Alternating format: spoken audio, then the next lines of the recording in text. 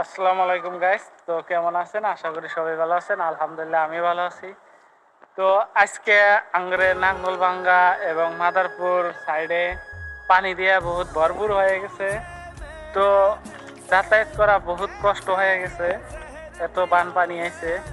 যেহেতু আজকে যদি যাতায়াত করা আংরে ব্যবস্থা যদি ঠিক থাকতো, আংরে তো যাতায়াত করা কষ্ট হইতো না। কারণ আমরা নাও দিয়ে পারা নাগে আংরে আজকে রাজনীতি করে খালি কয় ব্রিজ দিমু কয় বছর ধরে খালি রাজনীতিক মানে ব্রিজ দিব। তো আংরে কোনো ব্রিজ দেয় না। আমরা যেভাবে ব্যাকওয়ার্ড জায়গায় থাকি। তো অন্য অন্য জায়গায় দেখি জাপান, চায়না, তারপরে কুয়েত, কাতার এনে রাজনীতি করে এডুকেশন নিয়ে, কিন্তু এডুকেশন সিস্টেমটাও আমরা ঠিক নাই।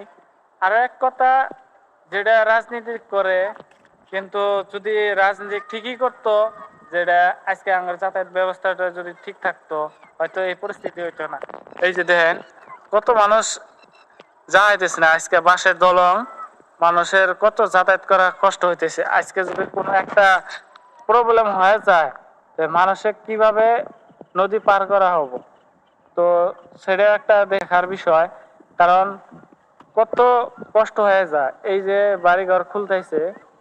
তো আমার একটাই অনুরোধ সরকারের কাছে, যে আংরে যাতায়াত ব্যবস্থাটা ঠিক করে দেন। ব্রিজের কথা কইছিলেন, তো ব্রিজের কথাটা অবশ্য কইছেন, ব্রিজটা বানাই দেন। তো যদি এর মধ্যে কোনো ভুল হয়ে থাকে সবাই ক্ষমা দৃষ্টিকে দেখবেন, এবং আঙ্গরের যাতায়াত ব্যবস্থাটা ঠিক করে দেন নাঙ্গলভাঙ্গা এবং এই অঞ্চলের বৃহৎ একটা অঞ্চল।